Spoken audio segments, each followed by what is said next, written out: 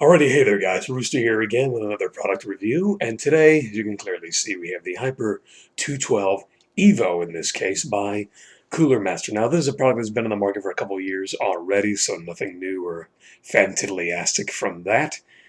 Now that I really just copy Ubu the tech guru, that's the only explanation for me using that word. Anyway, yeah, Ubu, I'm going to totally send you this.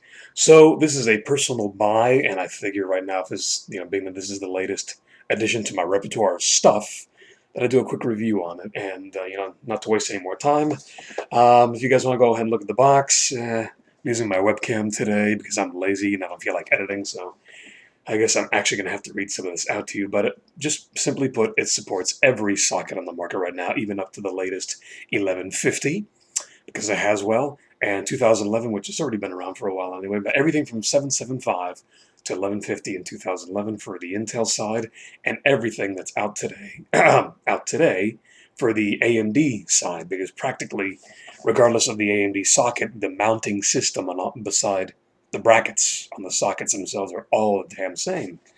So anyway, as far as how much this actually weighs, sure, I'll tell you that. 465 grams, that is 1.03 pounds.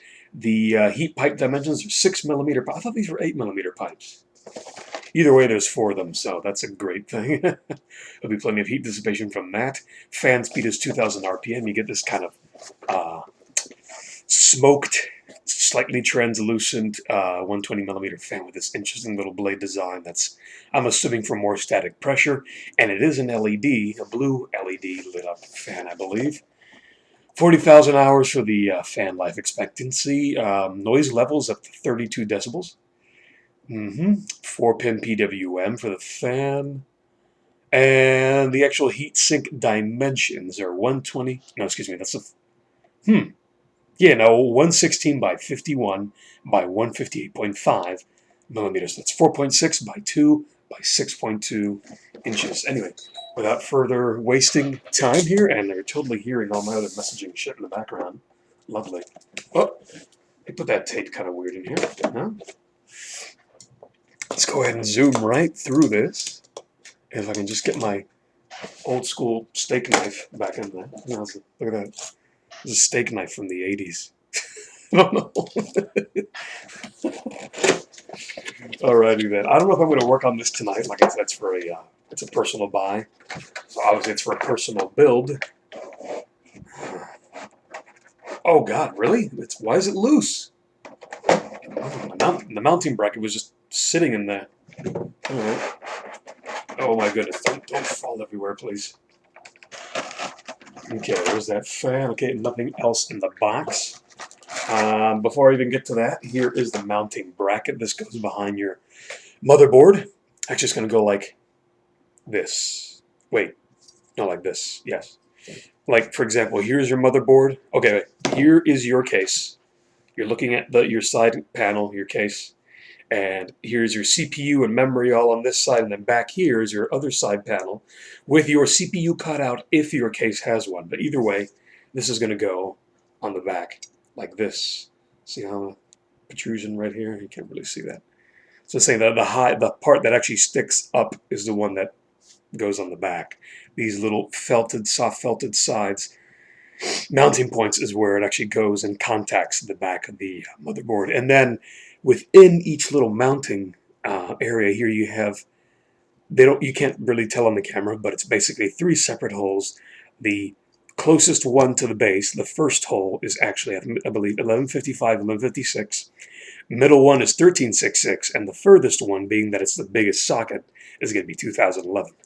As far as 775, I would have to double check that. But then the AMD mounting stuff is going to be on the other thing. Hold on, we'll figure that out now in a moment. Because I believe, yeah, the AMD mounting stuff uses the bracket that already comes on the AMD sockets. Whoop! Yeah, don't eat this. This is bad. I dare you to eat it. I'm seriously, don't eat that shit. So here's the actual thing itself. The fan spins. Thank God, that means it works. It's not frozen in there in the bearings or anything, really. Looks kind of, feels kind of firm. Hopefully it's not broken. This has LEDs, right? Is this not the LED one? I've gotten this thing so many times before and it had LEDs. Are you telling me this is the one that doesn't have it? I'm sure it does. If it doesn't, are you serious? I thought this was the one that had the LEDs. Well, anyway, I guess we're going to find out. So here we go. Not an extremely thick heat sink, but this is a very entry-level heat sink, I should point out. This is merely to replace. Well, this is better than just replacing your stock cooler, but if you ever plan to overclock or at least want better cooling and quieter cooling, getting the Cooler Master 212 EVO, Hyper 212 EVO, is a perfect, upgrade, a great little addition to your case, to your system. I mean, if it's not getting too hot in your system and it's not that noisy, you don't really need this. But if you want to overclock a little bit, so you want less noise, you want more heat dissipation, then yes. For the price, you can find this as low as maybe 25 bucks, but I got it on Amazon for 30. That's normally what I see at, or maybe even sometimes a little bit higher, as far as up to 40 bucks. But aside from that, yeah, see, you can see the 6 millimeter 4 heat pipes. And the one thing about it is that this is an improvement over the original Hyper 212 Plus, because it does have 4 heat pipes on that one as well, and it does have a 120 millimeter fan, but it has a kind of slightly more plain looking fan, not this smoked, slightly translucent one a little bit. And now I'm still wondering now if this is LED, because I bought one of these before and it was. Maybe it's just slightly, I don't know. I have to look at the box. It's so weird. But anyway, so aside from that, the 4 heat pipes at the bottom, if you can tell once I get this off right here. Oh, light. Take this off. They're they're smoothed out enough here. Yeah, look at that. Look at that. I mean, they're not shiny. It's not very reflective, and that's not the point. It doesn't really matter.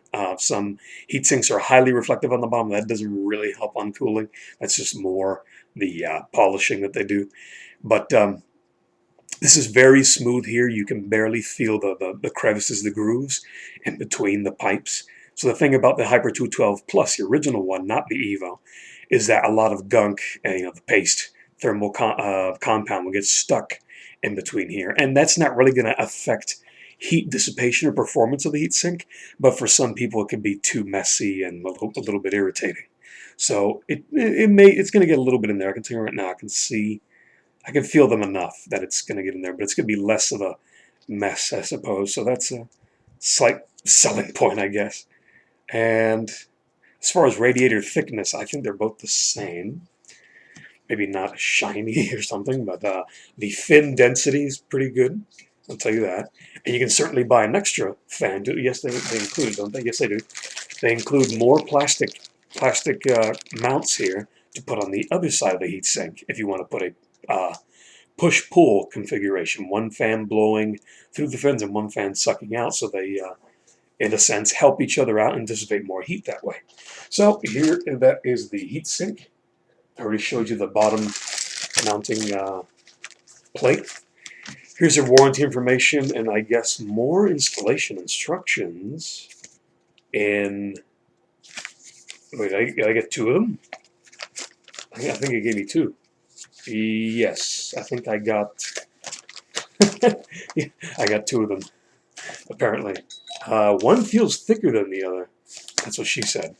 Anyway, so here's the installation instructions. It's going to label everything you need, the thermal compound, all the nuts and bolts and all the stuff you need. But I pretty much remember how to do this already because I've installed one already. So let's see. Here's going to be your Intel little bracket thing here. You have to align it with the actual holes that will be mounting through the motherboard onto this back bracket, which it will be these little things right here.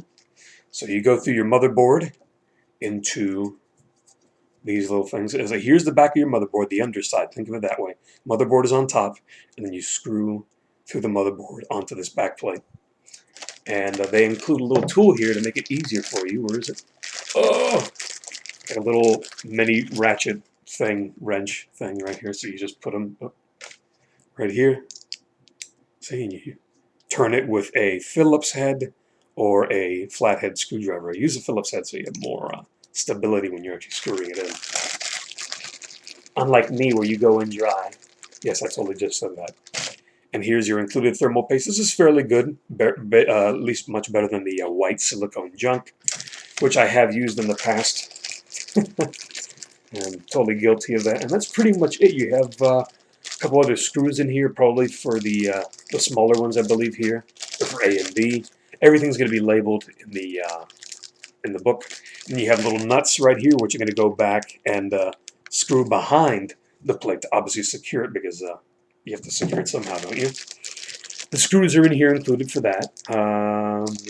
Actually, these are probably those little ones, and then the big standoffs screw into that. Then you have some black included fan screws here, which I guess they go onto, yeah, I guess so. Yeah, they include the little black screws for the extra bracket for you to put a second fan. Then you have these little rubber mounts which go on that extra bracket, which is this one right here. Because you put this on the other side of the heatsink. Yes, you mount it with these little grips right here onto the actual fins. And then the fan itself goes against here, but the rubber, after you put the screws into the fan that hold this bracket onto the fan, you put the rubber right here, so there's no vibration, less vibration, between the fan and the actual heatsink itself. And that is pretty much it. Oh, it includes a separate baggie here for socket 2011. Everything else is pretty much going to work for the necessary sockets. Just, of course, read the freaking manual. If you've never installed one of these things before, a tower cooler especially, please. Well, this is the warranty information. I threw the manual over there somewhere out of view, and I'm not going to go get it. Read the freaking manual. I had a hard time putting it for the first time. Man, all my comments sound really sexual. I apologize. I had a really hard time putting it for the first time. There we go again.